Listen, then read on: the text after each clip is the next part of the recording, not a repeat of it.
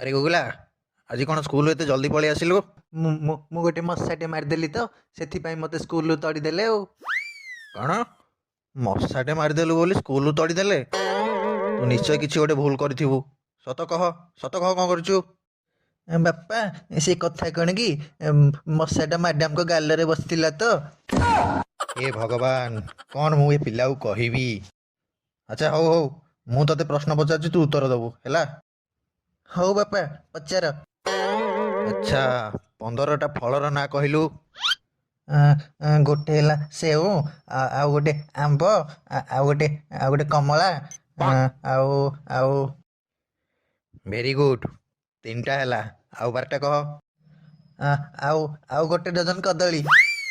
କ'ଣ କଦଳୀ? କଦଳୀ ନା ଆଉ କ'ଣ? ହେରେ ଗଧ, ତୁ ଏମିତି ପାଠ ପଢ଼ିଲେ ମୋ ମୁଣ୍ଡ ତଳକୁ ହେଇଯିବ।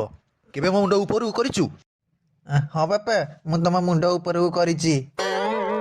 ତମେ ଦିନେ ଶୋଇଥିଲ, ମୁଁ ତମ ମୁଣ୍ଡ ତଳେ ତକିଆ ରଖିକି ତମ ମୁଣ୍ଡକୁ ଉପରକୁ କରିଦେଇଥିଲି।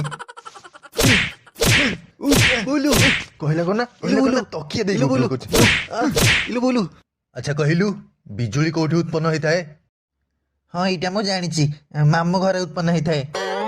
କ'ଣ ମାମୁଁ ଘରେ? କେମିତି?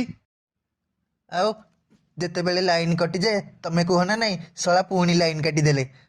ତମର କଥାବାର୍ତ୍ତା ଠିକ୍ ନାହିଁ ଆଉ। ଆରେ ଗଧ, ଗବଗାଣ୍ଡୁ, କହିଲା କ'ଣ ନା ମାମୁଁ ଘରେ ଉତ୍ପନ୍ନ ହେଇଥାଏ। ଆଚ୍ଛା, ଭାଇଚାରା ଶବ୍ଦ ଲଗେଇ ଗୋଟେ ବାକ୍ୟ କହିଲୁ।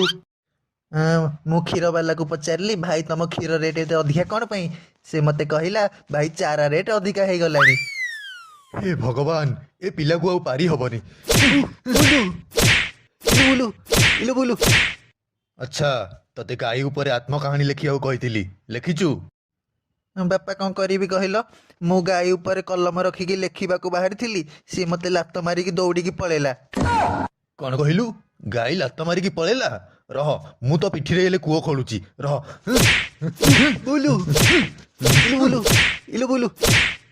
ଠିକ୍ ଅଛି, ଗୋଟେ ଇଂଲିଶ ପ୍ରଶ୍ନ ପଚାରୁଛି, ତାର ଉତ୍ତର ଦେଲୁ।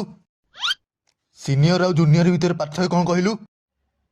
ଯିଏ ସମୁଦ୍ର ପାଖରେ ରୁହେ ତାକୁ ସିନିୟର କୁହାଯାଏ, ଆଉ ଯିଏ ଚିଡ଼ିଆଖାନା ପାଖରେ ରୁହେ ତାକୁ ଜୁନିୟର କୁହାଯାଏ।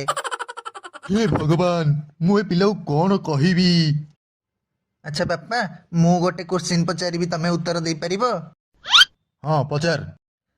ଆଇ ଆମ୍ ମ୍ୟାଡ୍, ତାର ଅର୍ଥ କ'ଣ କହିଲ? ମୁଁ ଗୋଟେ ପାଗଳ। ହଁ, ତମେ ଠିକ୍ କହିଲ ବାପା।